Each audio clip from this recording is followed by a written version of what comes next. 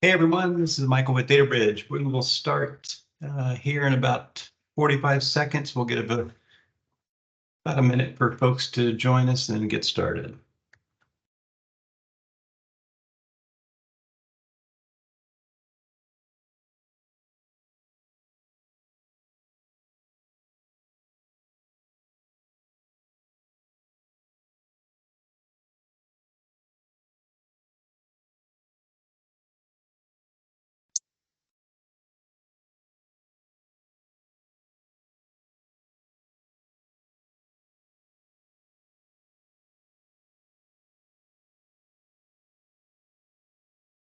All right, welcome everybody. This is Michael with dataBridge. Welcome to our SharePoint Concierge clients, as well as any guests that we have joining us today. We've got a good presentation. We got several good presentations for you today. We're going to be looking at non-office files, being able to make changes to those and back into SharePoint, things like PSDs and CAD files.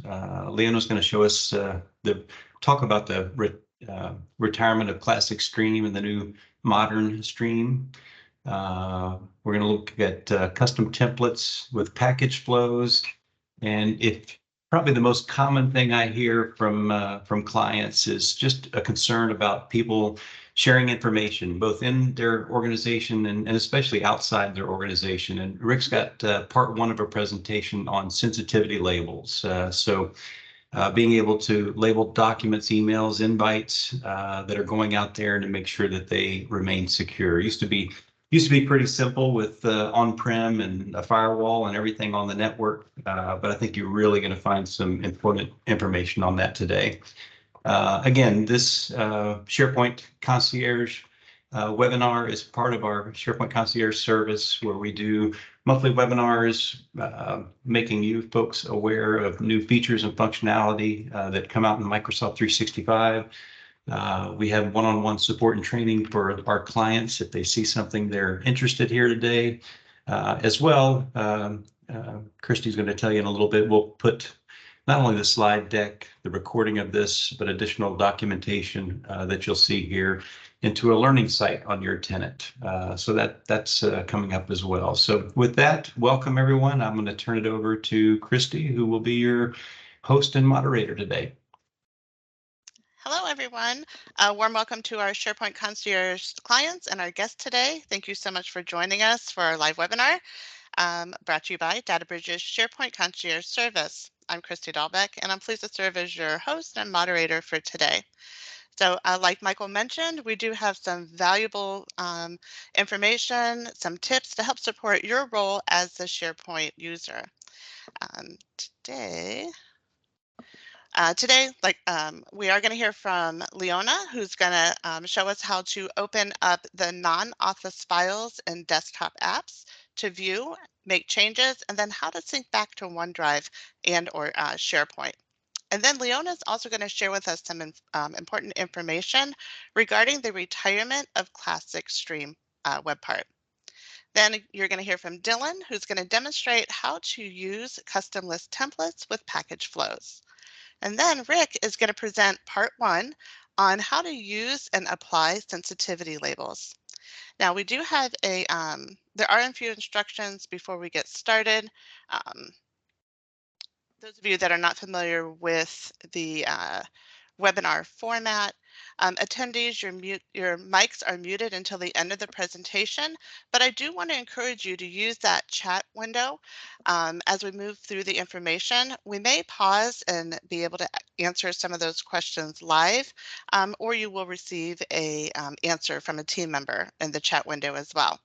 And then at the end of the webinar, we are going to open up your mics for a live Q&A. So we really hope that you can stay around for that as well. Now I have the pleasure of introducing our first presenter, Leona Lamont.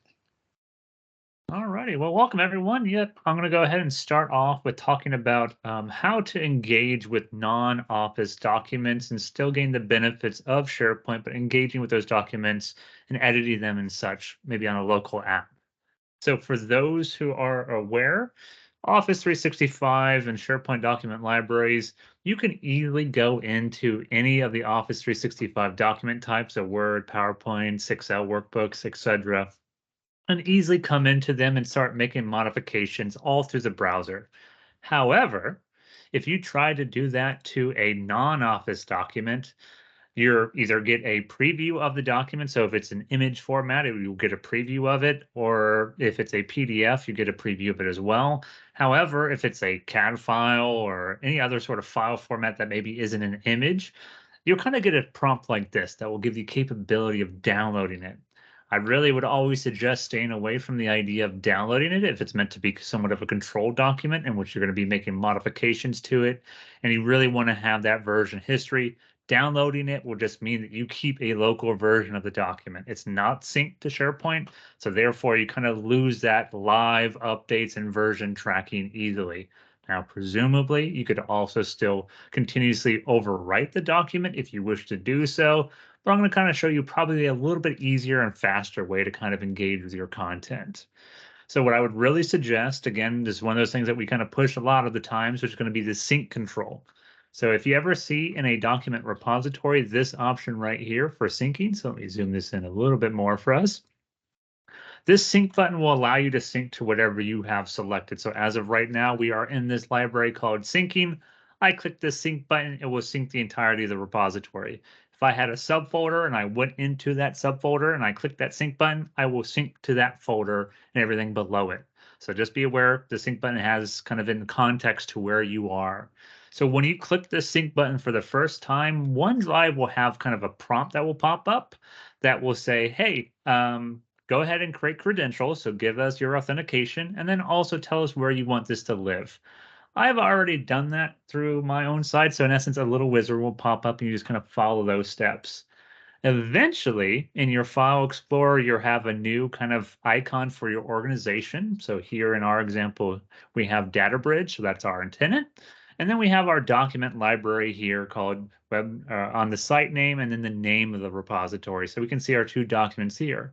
So again, with your Office documents, you can go ahead and just double click that here and easily start making modifications. Or now, because this file here, this BMPR document, or if you had, maybe PSDs or CAD files or any really files format under the sun, it doesn't really matter. If you have the means to edit it, so I'll go ahead and click on this one. So if I open this document, and real quick while we pull this up, I'm going to go ahead and just kind of convey an idea. So we come back here, we can see this is version 4.0 right this second. So if I come back into my document, and let's say I make some modifications, I say, you know what, I don't really want this one. I want to go ahead and duplicate the main one, and then I want to do X, Y, Z. And eventually I go ahead and save it. So I do Control S, or if I went into the file options and I saved it up here, I go ahead and save it.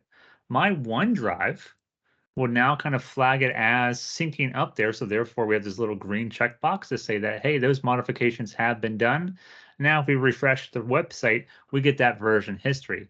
Again, with that control, if we ever said, hey, by chance, somebody made a mistake and we need to go back to your previous version, you easily can. So this still allows you to gain the benefits of kind of SharePoint's version control, but also allow you to still make modifications to maybe non-native documents. So you can still be doing your day-to-day work without having to download, then re-upload, download, and then re-upload each time you wish to have a draft version or major version if you wish to do so. Again, this would also apply to minor versions and major versions. So if you had a library that did have draft versions, this will track all those draft versions until you go ahead and publish it. So I just really kind of want to make sure we hammer the idea home that, hey, I know that SharePoint via the browser does not allow you to kind of easily edit non-Office documents, but you can still edit those non-Office documents on your local machine, but still push that data to SharePoint automatically so you get the benefits of using SharePoint Online.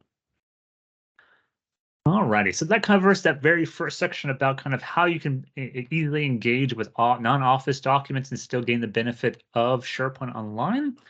The next section that I'm going to be covering is kind of the retirement of Classic Stream. So for those who don't know what Stream is, it's Microsoft's equivalent to kind of a YouTube portal. So if you're ever inside of Office 365, you may see this Stream option here. Again, for those who have not used Stream recently, there used to be a classic UI that looks like this one here. We'll be pulling up. This is the classic UI that SharePoint or Office 365 used to have. Now we have the kind of new modern one. With the new way that SharePoint is kind of or Office 365 is moving ahead with Stream, Stream is now moving more towards the idea of documents living either in OneDrive or inside of SharePoint Online. They are doing away from the documents living inside of the Stream portal itself. If you need to migrate your content out of there, Microsoft does have a migration tool in the admin portal to do that. In this part of the section, we're not going to go too much into depth in that idea, but I do wish to just say, hey, there are options to move your content out of the classic stream and move it into new structure to allow the new stream to continue to work. In this UI, just to kind of talk through how you can get content in here and how they start to kind of get new videos onto your site. There is the capability of uploading here.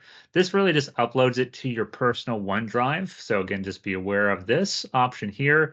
If you wanted to, you could also create document libraries on your site. So I'll go ahead and go to our structure here.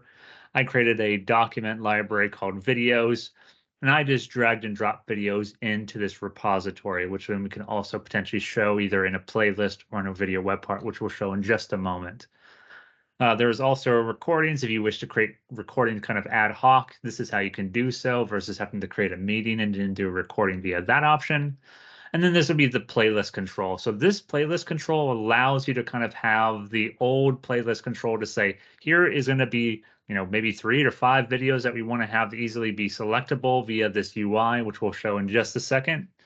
When you click on that playlist option, we get actually taken to the list app inside Office 365 that will allow us to create this playlist. So I'm going to go ahead and call this one webinar demo. I'm going to go ahead and choose what site I want to. My list is going to be on my own personal site. I'm going to say it's going to live on this webinar.com site here. And then we can say, do we wish to show this in the navigation? Yes or no. We go ahead and hit the create button. That's going to go ahead and create that brand new SharePoint list inside of our site. And so now we have the option of kind of promoting videos into this playlist. So we'll go ahead and click this button here. Now you can choose from either different parts of the site. So if I said, hey, you know what, there are things on this site here that I really wish to kind of promote in here. So I'm going to go ahead and promote these 2 videos into our playlist so we can have those be there. I can also navigate around and pull in videos from other sites that I have access to and promote them into this playlist. So again, with the playlist here, we can kind of see that it adds these little kind of tabs here. It adds the video player here if you wish to do so. And so you can kind of, create your playlist to whatever you want it to be. And now, how do we eventually get this into a slide of SharePoint or put it on a page somewhere? So in essence, let's go back to our site because now we have our new list. And so we go to site contents real quick. We'll see our new little webinar demo list down here. So this is the one that we just created 2 seconds ago. But let's go ahead and add that to a page. So again, if you are using playlist, you'll want to use the list web part, which will be, you can either type it in here by list, or it might show up, or you can kind of find it through the listing. We want to just find list. And then you choose your playlist list name. So here we're going to go ahead and say webinar demo, and that will add the list to the page here. Again, if you wish to maybe hide some of these additional controls that Microsoft automatically promotes to you, you can go ahead and kind of play around with the list options in the web part. So we'll go ahead and hit the apply button here. So now we have our little list or our playlist on our home page. If by chance you only wanted a singular video onto your page, there is also the file and media web parts that you can choose from, which then you can also again choose from existing areas on your site. So I'm going to go ahead and just choose from videos once again and select one of our videos here. And then that will just add the video directly onto the page. So those are going to be kind of the options for Microsoft to kind of promote videos onto pages. So if you say, hey, you know what, I wish to have maybe a learning portal that will have maybe some static text, maybe a playlist of videos, maybe some supporting documents, this is the means that you want to do so. For those who are also maybe previously had the Stream web part, Microsoft actually has already kind of retired the web part, so you can no longer add it. So if I type in Stream, that web part is now gone. So they really are pushing for the idea of these playlists and or the file and media web parts to promote video content on your site. So just be aware of that, guys, moving forward. And also be aware of, hey, Microsoft is really doing a push for that content to live either in OneDrive or live inside of a SharePoint site for those videos to be housed. So that kind of concludes my sections today, talking about the kind of the retirement of Classic Stream, and then also on how you can engage with non-Office documents and still gain the benefits of SharePoint. So I'll pass it back on to you, Christy. Wonderful. Thanks so much, Leona. Next, we're going to hear from Dylan. Hello, everyone. Here, and I'll get my screen shared. Yeah, but today we are going to be discussing custom list templates with package flows. So basically, Microsoft has officially rolled out this feature here, which will allow us to take automation and package that up with a list template. So, and some of you may have actually seen some of these out-of-the-box ones, which I'll go over, but they've also provided some documentation on how we can create our own custom ones. So potentially, something like this might be for, let's say you have some kind of request form that multiple departments use, and you want to have some kind of simple expiration reminder or due date reminder or some kind of approval, and you just want to avoid having to recreate the wheel each time, and have something that's a go-to that can quickly be spinned up. So, really, you could have something that would be scalable for your whole company. If you get something that at any point, some other department might want something like that, whether travel request, PTO, issue tracker, ticketing system, whatever that might be, document approvals. So that's something we'll go over today, and I'll show you what you already have available in your tenant at the moment. And then also, how you could potentially have your own custom one as well, which we'll briefly go into a little bit technical side, but I won't go too far into it. But so anyways, yeah, with that in mind, I'm going to just make sure we have a few terms defined here. So just in case you're not aware of them, this term, list or Microsoft list, this is, if on your site in SharePoint or through the list app itself, you have this, you can create, essentially forms, with different fields and, custom look and feel, sorting, filtering, color coding things. So, you have this table of data where people maybe are submitting information. So that's just what we're talking about with, list templates, is packaging up these Microsoft lists. And then just the term here, site scripts, which is just sort of a general term for, a method in which we can, package up various content. So, we're creating a script that's available on the site that can be essentially like triggered to, when you create a new list or a new site or something like that. And then just last year, Power Automate. So when we're talking about the flows being packaged up, we're talking about the Power Automate platform, which is the way you do all the automation in Microsoft 365. So for things like if you have any approvals or 30-day reminders or anything like that. So anyways, what I'll do is I'll actually just show you a little bit about how it works here. And if you wanted to just check out, even while we're here on the call, I'll pull onto the screen. I'm just opening the new list option. So I'm actually doing it through the list app, or you can do it through your site contents. If you just want to go to create a new list, if you have access to do so, I'll just show you here. So some of these have been in the experimental phase recently. I actually saw recently with a client, it was in an experimental phase when they tried to, click, I think it was the travel request with approvals. But as of recently, they said that, this is officially rolled out. It's not in preview or experimental phase. And that's, so you get things like the travel request with approval and the content scheduler with approval. And some of these have some different stuff they're going to be adding in, and you can see, and you'll start to see even more of these as time goes on. But maybe I'll just show you real quick what I'm talking about here. So, you have your list template, and you can actually see here in the features that it's got a few extra things included with it. There is some kind of approval through Microsoft Teams included, and let me see if it shows it here. It should also be basically a reminder, but I'll show you here. I'll just real quickly create a new one.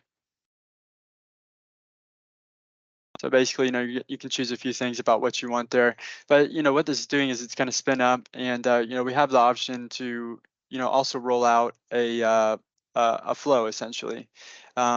Now let me see if I did it. I didn't do it on my site, but basically I've already got a couple of these created, and it automatically spins up the flow with it. So you don't actually have to configure that in any way. You don't have to, go in to, Power Automate or anything like that. It'll just spin it up for you. So anyways, this was just a quick one. I've already got one actually open over here just to show you that I've already deployed, that I've already done some tweaks to.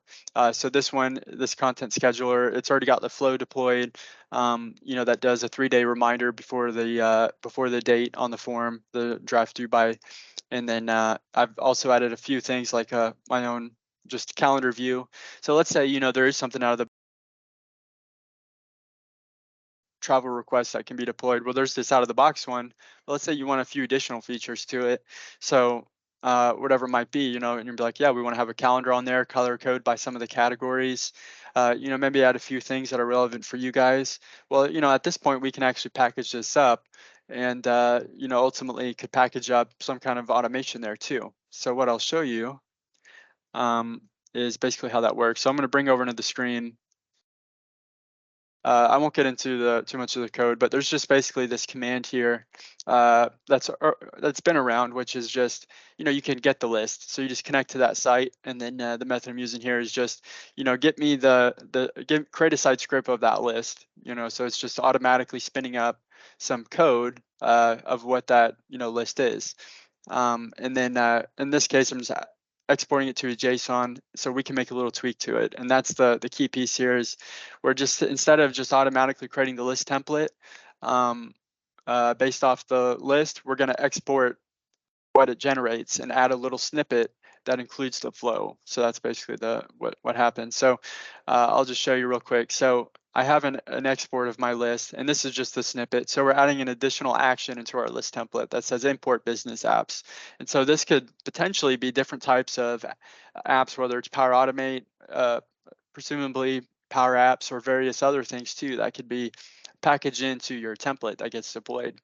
It looked like even there's maybe some Power BI report that could get automatically deployed as well. That would be automatically tied to the list, but I haven't tried that yet.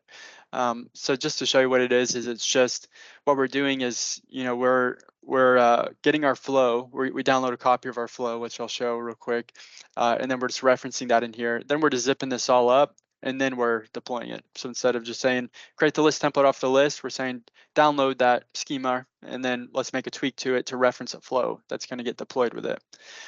So that's basically the deal, and it's going to be dynamic. So we don't have to make any changes.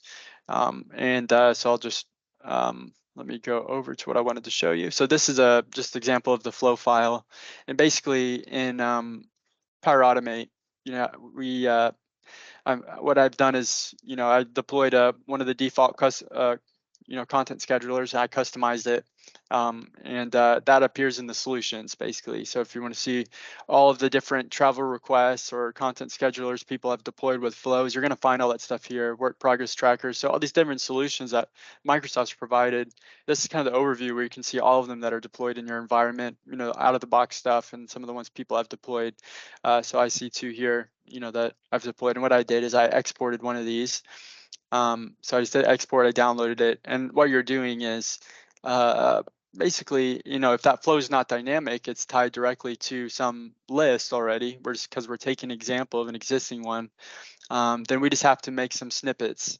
And it's basically, we're just changing out to be this special little parameter, which is these here, context SharePoint site URL. So we're just removing the hard-coded reference to a site. And then basically we're zipping the flow back up. And then we're gonna have this file here, this manifest file that references that zip file. And then we're just zipping it all up together. So we're just making one big zip file. So you're gonna have a flow zip file inside of your zip file with this manifest file. So that's what happens. And then we'd run the script, which is this, go over here.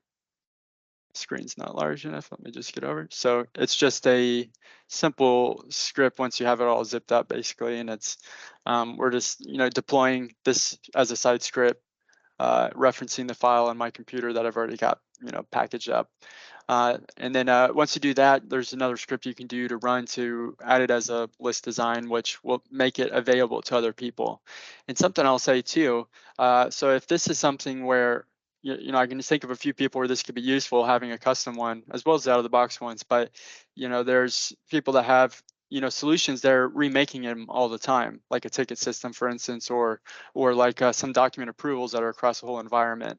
Different people want them. There's new ones getting spinned up all the time, and they're all pretty similar, at least as a starting point. So instead of just recreating those, potentially you could just package that up as a starting point. It'll be automatically pointed to that new list that gets deployed, and then if you need to make some changes after that, you're potentially saving however many hours of work if it's pretty close to what you would want to go live with it. So that could really save a lot of time, for especially if the out of the box approval templates or whatever it might be don't quite meet your needs. This would be a way, do a one-time create of exactly what you would want, and then now it's available for other people. And you can even set these list templates so that only certain people can see it. Like, let's say maybe the super users are the only one that can spin these up, or only a certain count can spin them up. That's also available as well, which is kind of a separate deal with list templates when you deploy them. But so anyways, with that in mind, let's see. Yeah, so I think that's really will conclude my presentation here. So hopefully, there'll be something that you can try out, and yeah, let us know if you have any questions, and potentially want us to help you with something like that in the future. So anyways, I'll hand it back over. Thank you. Thanks so much, Dylan. It was a great presentation. We really appreciate that. And then to close out our topics for today, we're going to hear from Rick. So over to you, Rick. Thanks, Christy. Good afternoon, everybody. Today, we're going to actually talk about the use and application of sensitivity labels. This is part one. This is not going to be the SharePoint side. This is going to be more of just seeing how to use sensitivity labels today. I think we have to learn how to crawl before we can walk on this. It should all make sense. It'll build off of it next time we actually meet. So to get work done, people in your organization collaborate with others, both inside and outside your organization. This means that the content is no longer staying behind the firewall. It can roam everywhere across devices, apps, and services. And when it roams, we want to make sure that it meets the organization's business and compliance policies. Welcome to sensitivity labels. So today we're going to talk about sensitivity labels and what they are. And sensitivity labels are, these let you classify and protect your organization's data while making sure the user productivity and their ability to collaborate isn't hindered. Another thing we want to do is we're going to go and do all the configuration today inside the administrative portal. And you say, what is the administrative portal? Well, it's the Microsoft 365 administrative site. This is only available to administrators in your tenant. You should talk to your team and decide who should be managing these settings. I want to make sure we classify something or go important up front. Sensitivity labels are created in the tenant, but they are used and managed, and settings can be turned on by end users or managers inside your sites and everything else. So it's not just limited to administrators, but that's where it's actually configured. So let's talk about the old-fashioned way we used to do things. You would turn around and get a new employee that joins your team, and you would have them give them permissions within between network shares, and then you might turn around and have a site that you give them permissions to so they can just go in and do work.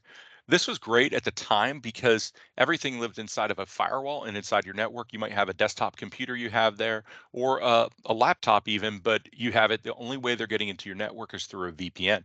So everything was managed because the data lived inside your office.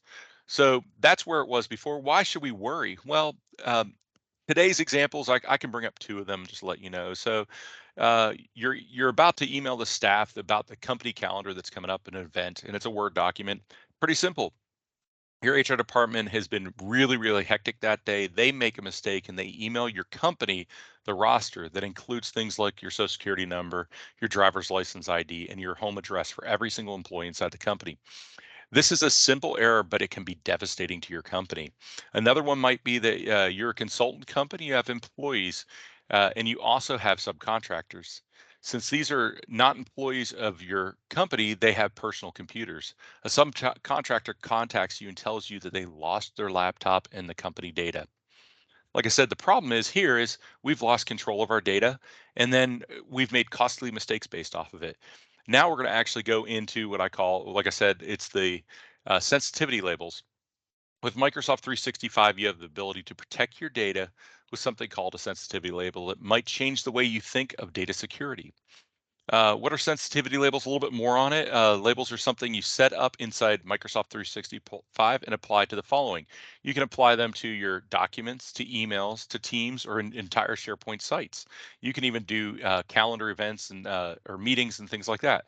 You can make you can either have them the policy set generally when they go to an area, or with keywords that are in a site, like you might have a pattern of a social security number or something inside of a document that can automatically be protected. But you can also have it that end users can choose a sensitivity label that they need to apply to it. But like I said, they can also be automatically applied. So we've talked about it. We're going to build one. I want to first, as we go to build one, I'm going to actually introduce you to a few people. So today we're going to actually, we have an administrator, which is going to be me, but we have Lee. Lee is is just a regular user inside the company. They're doing work as much as they can, the best way they can. We have Grady. Grady is in the sales area, and he deals with quotes and some things that might be a little bit more sensitive data. And then we have Patty. Patty owns the company and deals with every day of the high-end decisions that are happening.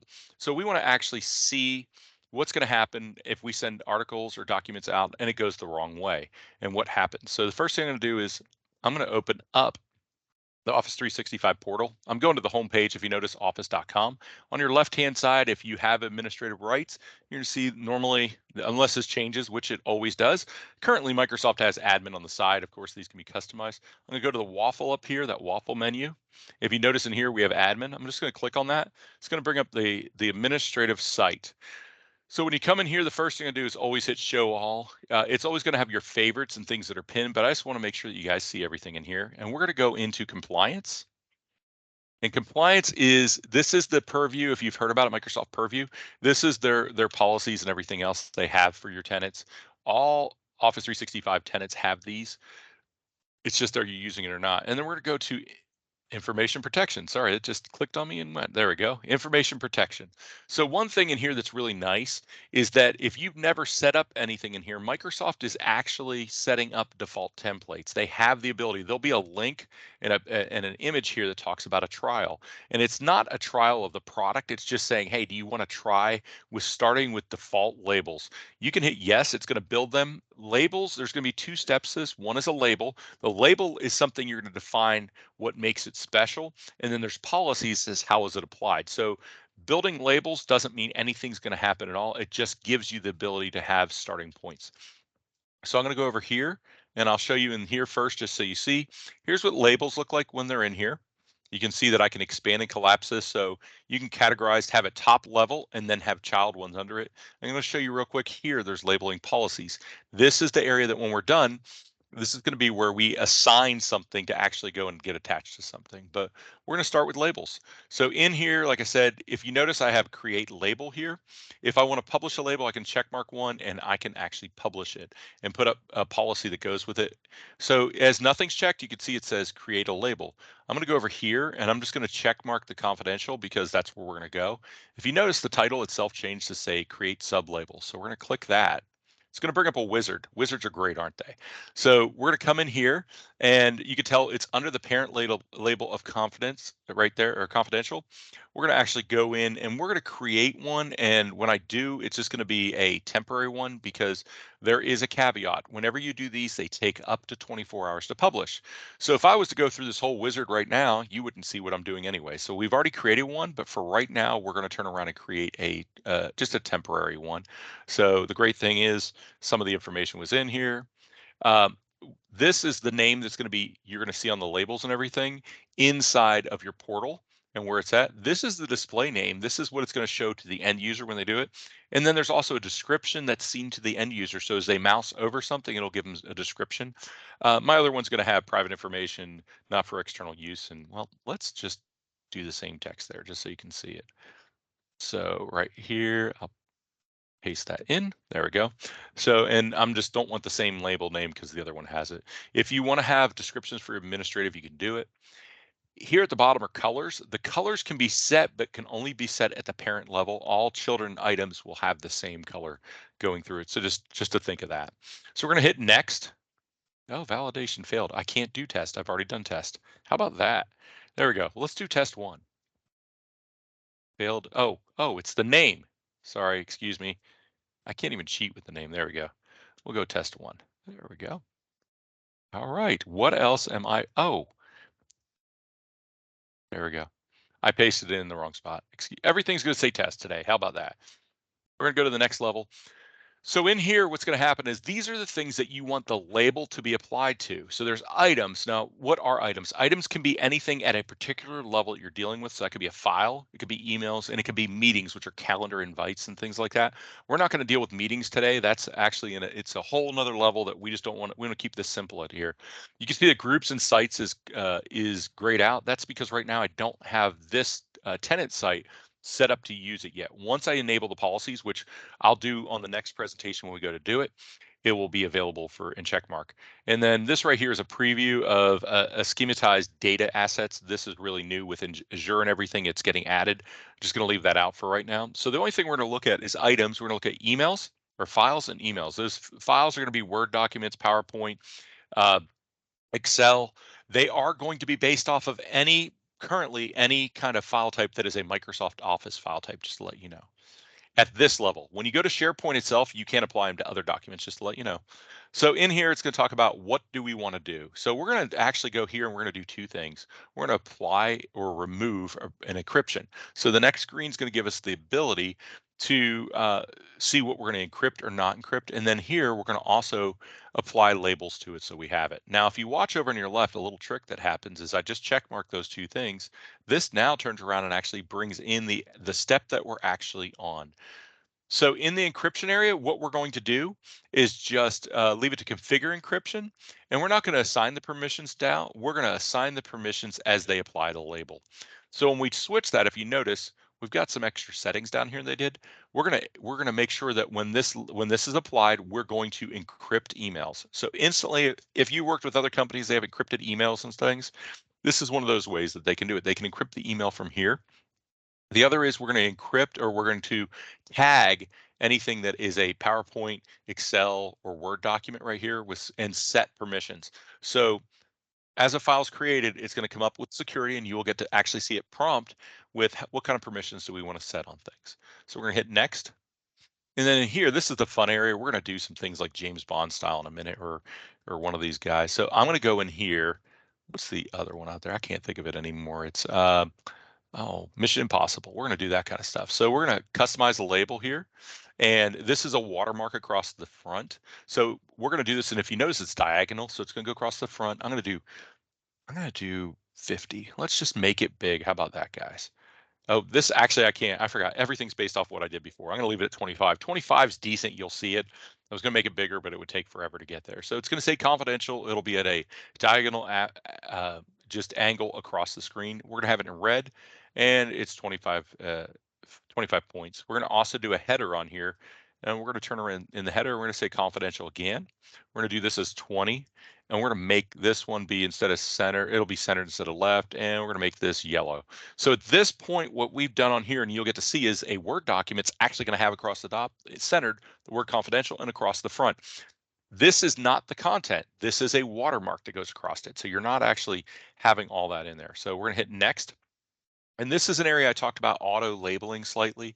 When I talked to you about having it that if you have social security numbers or thing inside documents, we can have it auto apply those things, and they can be overwritten if you need to, but they can be auto applied. So as somebody turns around and they type up an email, or they're typing up in a document and they're tagging in their driver's license numbers or anything like that, they're going to make sure that it gets tagged correctly so we don't have to worry about it. So I'm just going in here to show you real quick what's available. So I'm going to go to sensitivity info types. There are 313 in here.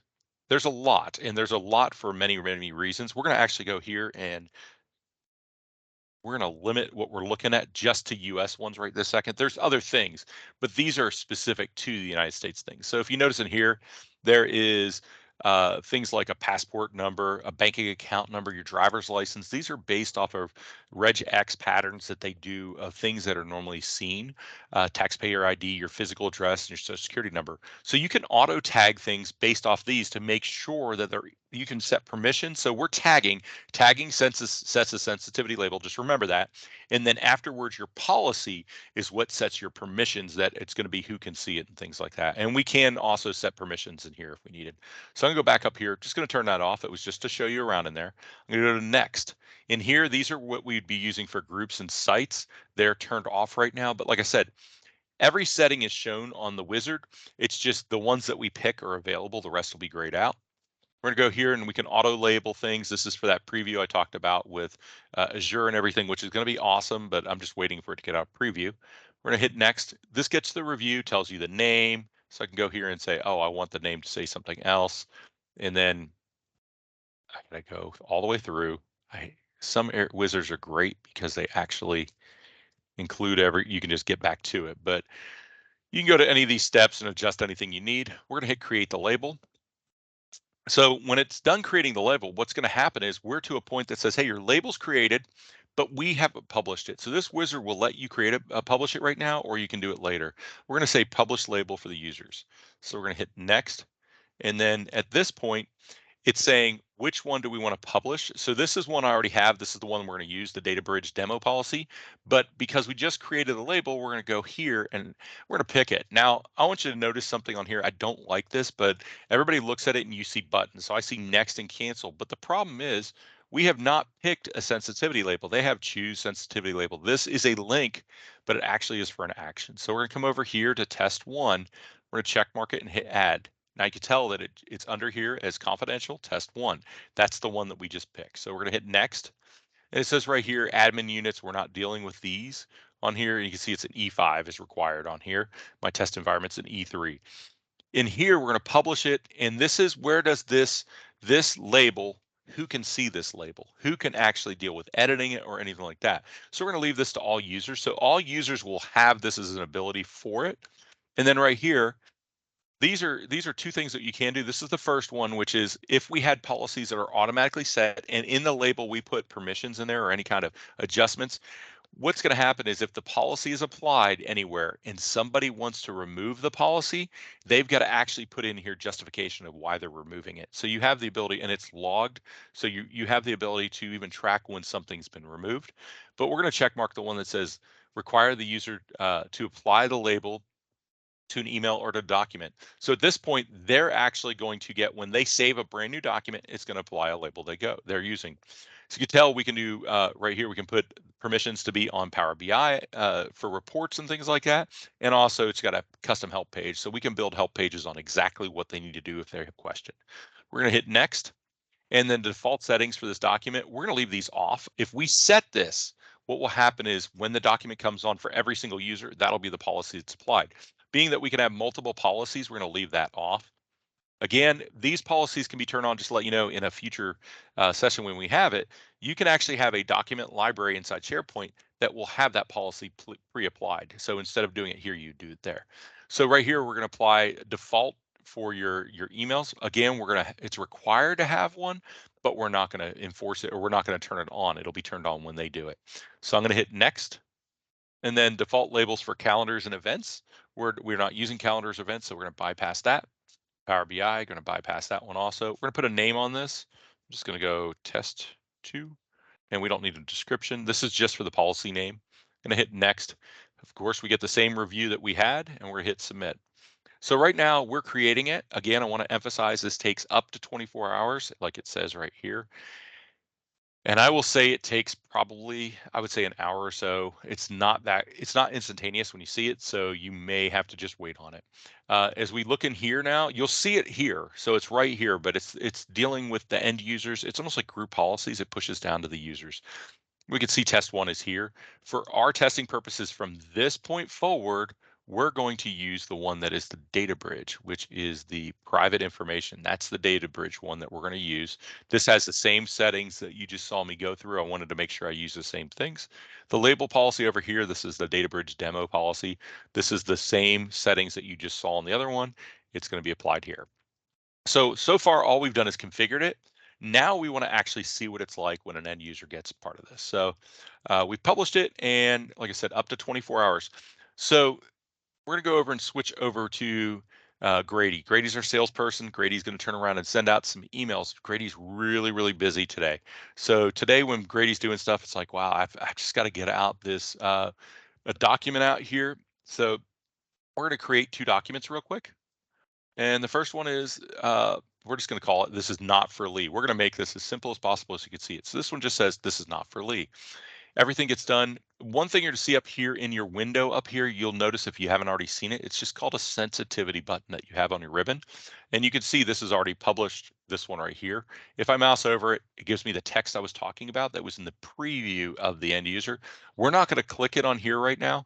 This will change.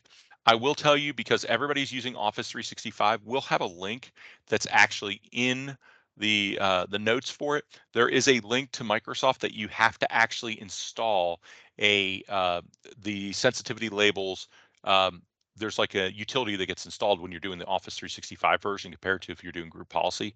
So you'll actually have that as a link that you would download to the computers. That's the bad part.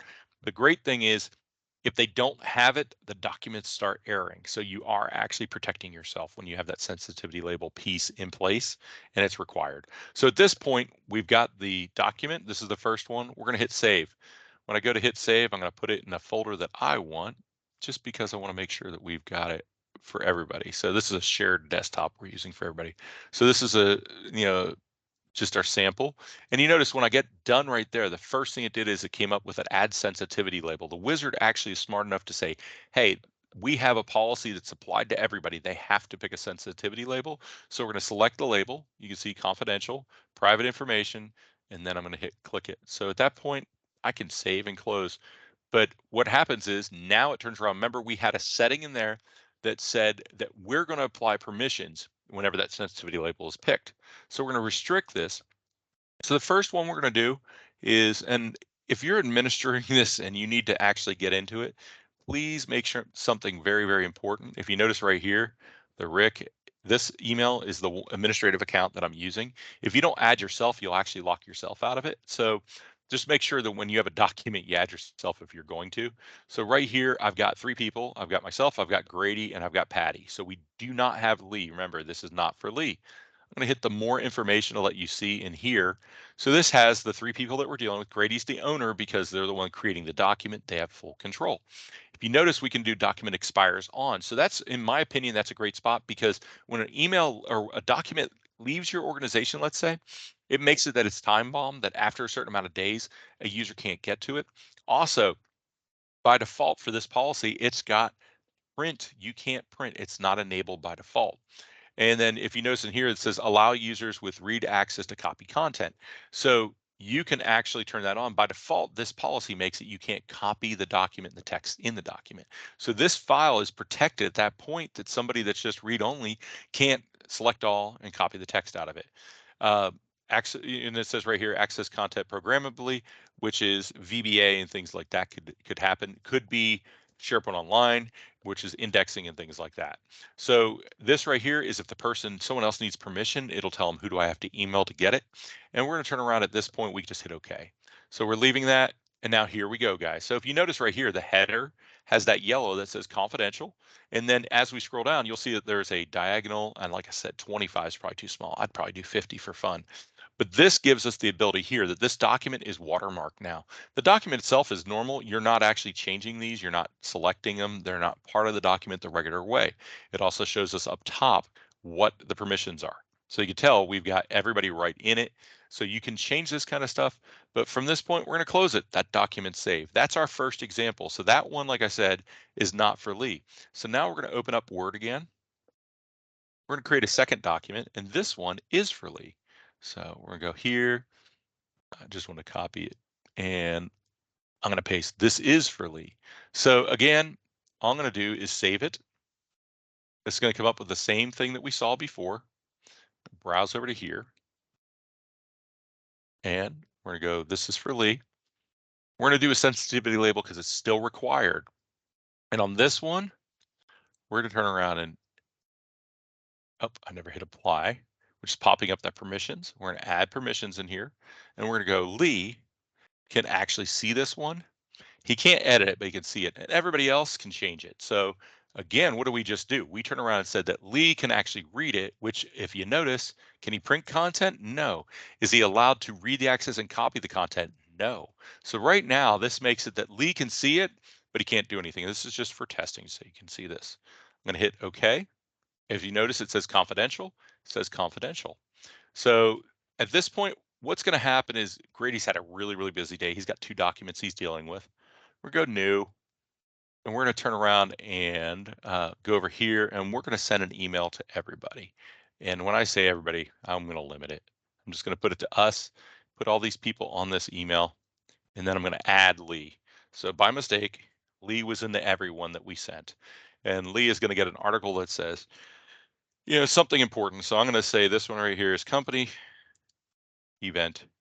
So we're turning around and saying, hey, Lee, how about that? We've got an event we're going to send out, and he's part of it. And the problem is that even though it says it's for Lee, we picked the wrong file. And we turn around and said, here we go, sending this. So we're just going to turn around and send this as a company event. This is not for Lee. So this is turning around and saying, hey, what are we setting for emails? All it's doing is setting encryption on it, is what it's doing. So we're safe on this. We're not doing anything else we didn't do with the email. So the email just went out to the different people. So Grady has sent an email out, has no idea what he just did, has a whole bunch of security numbers and addresses in it that shouldn't have. So now Grady's going to turn around and send another email out. And this one is going to be, again, there's my email to myself. Over here, we're going to turn around and make sure this is those same people. We're going to put Lee on this also. And we're going to say this is for Lee. So Lee gets this one.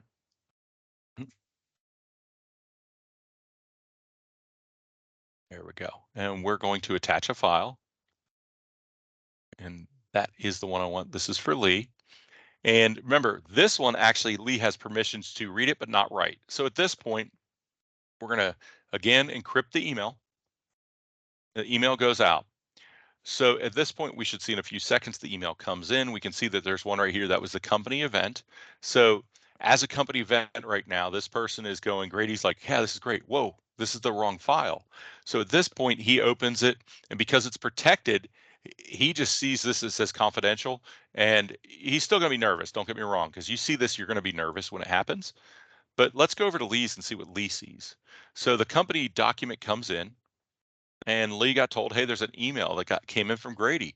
So this is something that says, how about it? This is a company event. He goes to open it. And he's like, wow, this is great. Let me go see the what the heck? I can't go into it. So he can turn around and log in as a different account if he wants to. The other thing he can do is, let me close it. As you can tell, it stopped it from opening. He can actually log in as a different account if he needs to, or he can request permission. Now, the weird thing is when he requests permission, it's going to open up an email and all it has is the email address. I wish it put more in here like we get when we do request permission for a SharePoint site. I have not figured out if that is a setting in here we can put on the default template. It probably is through PowerShell, but not through the GUI. There's nowhere to see a subject to put the subject in, but I just want to show you that. So at this point, if you notice, he can't open the document. He can't see it. So even though the email came in, it's a protected file. Now the file protection, we look at it and we say normally the protection's inside SharePoint or a file share. We're actually protecting these files when they're generated because they're encrypted and they're actually just permissions are assigned to it, and if it matches the permission.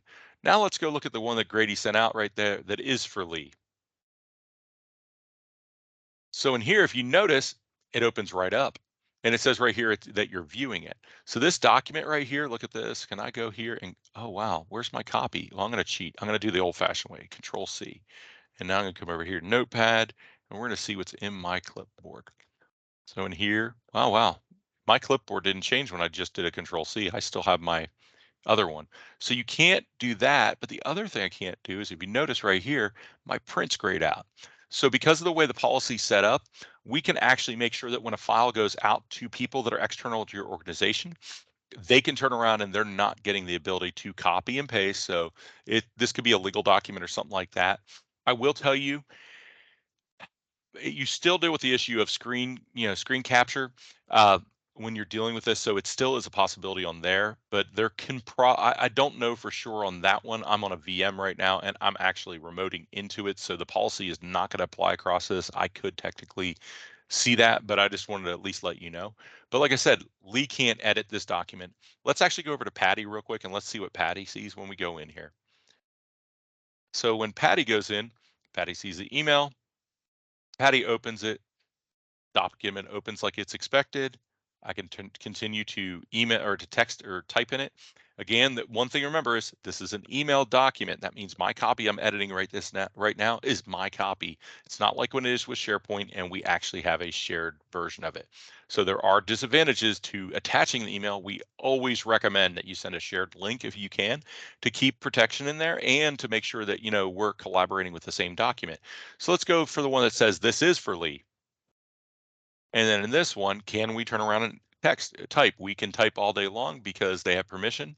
We cannot print up. I guess I should have looked at this. My VM does not have a printer on it. So that is actually something on that side, but I can copy right here. So I can copy, but I can't take and print. That's just because I don't have a printer installed. So that's actually my fault.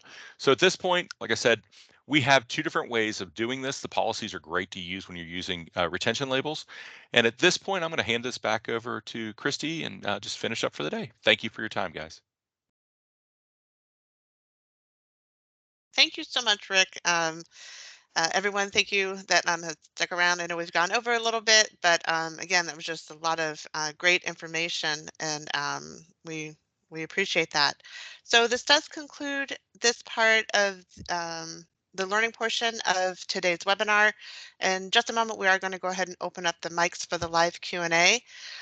Also, as a reminder, if you have signed up for dataBridge's SharePoint Concierge service, you will be receiving the recording of today, the presentation deck, and then also some enhancement documents, some how-to documents, step-by-steps on what we covered. And those are going to be sent to your very own learning your learning site on your own tenant. Also, as a reminder, we want to make sure you mark your calendars next month for September 21st. That'll be our next webinar. And be sure to tune in for part 2 of Rick's presentation today. So, all right, so those of you that are going to stick around for Q&A, please refer to the slide that gives instructions on raising your hands, and then your mics will be enabled by a team member to ask your questions. So again, thank you everybody for your time today. We truly appreciate you attending. And as always, if you need anything from us, please do not hesitate to reach out. You can reach out to myself directly, and I'm always happy to follow up and help facilitate. So we'll give it a few minutes to see if we have any questions.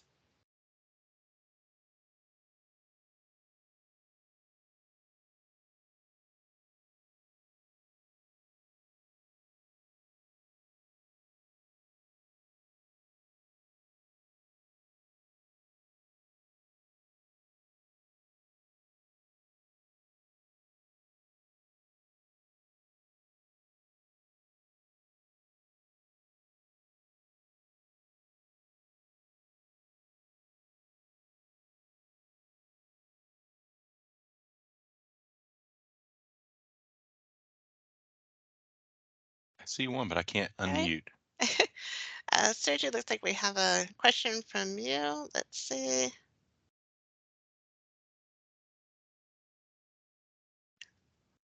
I think he has to unmute himself. I was just going to say, if we can see if you can unmute yourself.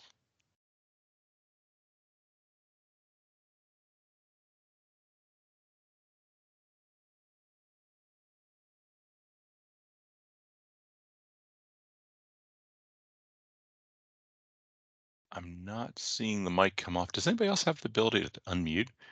There you go. I just tried. Let's see if that works. Sorry about that. A little technical difficulty.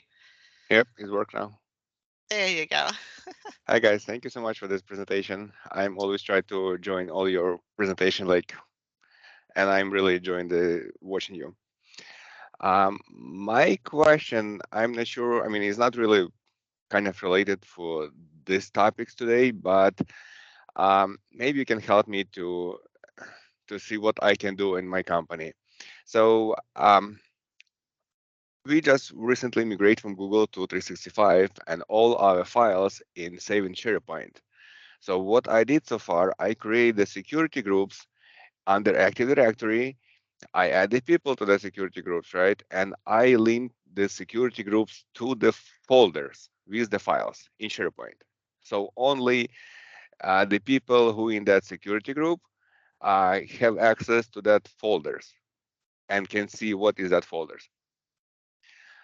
Um, so we have some really important data like the payrolls and stuff like that, and only like 1 or 2 people need have access to that folder. But somehow I need to know when the people accessing that folder. So like me and like few other people need to receive like the email or some kind of notification every time when somebody or like those 2 people accessing that payroll folders. Is there any way I can receive some kind of notification when somebody accesses that folders? I don't know in about, SharePoint. yeah, I don't know. This is Rick. I don't know about if it's a notification. I know there's actually reporting inside Azure in the back end on files when they were accessed. I know for sure you can do it that way, but you've got a lot of times that's going to deal with having like a PowerShell command that you want to turn around and execute that downloads the logs. We have clients that actually do that, and they're keeping track of, at that point, everything is downloaded and opened and things like that. So you can do it that way. Just opening a file, I don't know if does anybody else know? Has anybody seen anything for an alert when they open? I don't think it goes, they do that directly. Yeah, So, I mean, it's possible for one file, right? But not the whole folder. you just want, oh, when they click on the folder. Yes, then like soon they open the folder, I want to know who opened the folder and when they opened the folder. I don't know if the folder would do that. I don't think there's any action. Dylan, do you know of an action on an open folder? Like I I said, don't know about the download. folders. Yeah, I mean, in terms of alerts, you do have, so the new feature which they've been updating is under the automate and then rules. If you go to the rules, those are going to be the most up-to-date alerts that you can add, out of the box, which does have, it's a little more advanced than the classic SharePoint alert. So that's going to be, at least something to try today. And it's probably not going to be exact what you want, but I would say if there is a folders you want to keep track of alerts when they click a link, there might be something that could be developed where you actually have a special, like quick link or something that gets clicked and you get alerts that way. So it might be something a little bit more custom than just any old folder. That might be something, but there might be sort of a workaround that could be developed to trigger an alert. But in terms of just out of the box, the best bet is just to play around with the rules on your lister library or your library. Yeah. And if it is a folder, you may be able to use term sets. So a term set has a little bit more customizing than a folder does. So you might be able to, if that they clicked on it. I don't know if there's an action on that. Okay, I will I take haven't a look at that. I haven't had anybody try to do that level. So Yeah, like that. I mean, maybe just my situation unique, but I try to like keep everything SharePoint, and I would like to know, like, receive notification if people access some important documents and file. Gotcha. I mean, the folders, right? Because that's Right. well, like 1 or 2 folders will contain some really important information for a company. So like some people from HR, like IT and managers, need to receive some kind of notification when the people accessing that folder. Yeah. That is kind of what I'm. Yeah, the only thing I would say on that is just remember, so the thing is, I can walk into a room and go look in a room, but if it's like do not touch things, that's how I look at it. The idea is there's 2 things. First of all, don't forget, if you don't give permission to someone to have that folder, they don't even see it unless they have at least view permission. So going into a folder, you're not seeing the content of an item until they actually open it. So that's the only thing I would say, that you may actually be adding a layer of complexity that you really don't need. But definitely you can have it. They open a file, and that'll track that. Yeah, that's what I did so far, right? Like every member of the security group can see the folder. If you're not in security group, you don't see even the folder, right? So you can access that Yep. folder for sure. Right. But the people who still see the folder, I mean, management still like would like to receive notification. It's not like critical, right? Yeah. But they like to receive some kind of notification when people open the folders. Can I ask you a weird question? Did Google have that yet? If I'm Google that, Did Google have that in their drive, the Google Drive? I don't think that feature is available in Google Drive. You said it was in Google, is where that came from, right? yes, but in Google, like that's why I try to save everything SharePoint, because in Google everything was like completely messed when I Right. start working here. So honestly, I'm not sure, because I'm Okay. started working here and I basically like in 1 month I migrate everything to 365. So I I'm got you. not 100% sure. I just want to make sure. I didn't think that you could do that in Google either. I was like, if it does, then Microsoft's going to try to do it, but I don't think there is any feature for that. So, Okay. Okay. Thank you so much okay, for your help. absolutely. That's a great question. Thank you so much. Yep. Bye-bye.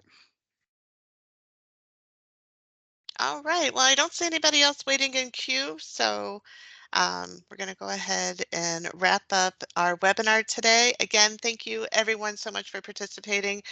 We've enjoyed our time with you today. So thank you so much, and we hope to see you next month. Bye-bye.